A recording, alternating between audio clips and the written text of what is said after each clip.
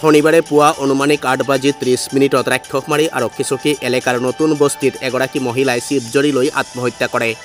উল্লেখ্য যে শোণিতপুৰ জিলাৰ অন্তৰ্গত ৰাক্ষসমাৰী আৰক্ষী চকী এলেকাৰ নতুন বস্তিৰ বাসিন্দা ইনামুল হকৰ পত্নী তথা এক সন্তানৰ মাতৃ আজেদা বেগম নামৰ ২১ বছৰীয়া মহিলাগৰাকীয়ে আজি নিজৰ ঘৰৰ ভিতৰতে চিপজৰি লৈ আত্মহত্যা কৰে।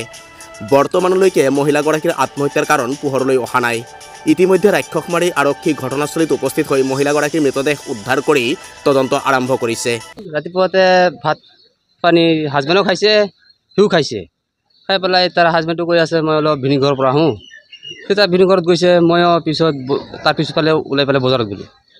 গ'লে বজাৰত গৈ পোৱা নাই, অকণমান থাকোঁতে পিছত ফোন কৰিছে আমাৰ ঘৰৰ পৰা আমাৰ ফেমিলিটো সেইটো মাইকীটো মৰি গ'ল না, কেনেকুৱা মৰিলে। তেতিয়া তাৰ পৰা মই আকৌ ঘূৰি আহিলোঁ। ফাঁচি লাগি আছে।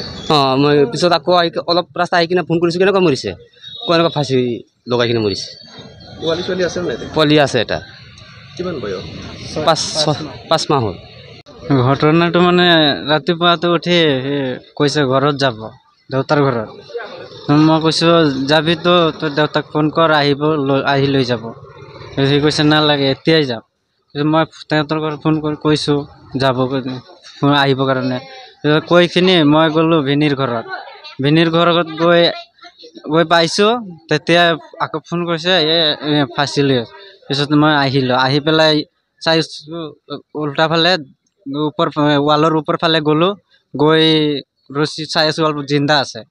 ৰছীটো খুলিলোঁ, খুলি পেলাই ঘুমাইছে, তাৰপিছত বহাইছোঁ। বহানিৰ পিছত অলপ পানী দিছোঁ, খাইখিনি আৰু ৫ মাহ পোৱালি। অজিদা।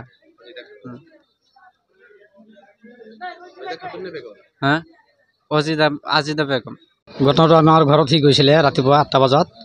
যোৱাৰ পিছত সি ওলালে ঘৰৰ পৰা, আমি ওলালোঁ। ওলাই পেলাই সি ঘৰত আহিলে, মই পথাৰত গ'লোঁ।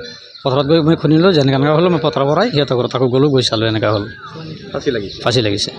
কিমান হ'ব বয়স? কাৰ? বোৱাৰীগৰাকী ২০ বছৰ মান হ'ব। ২০-২১ বছৰ। হয়।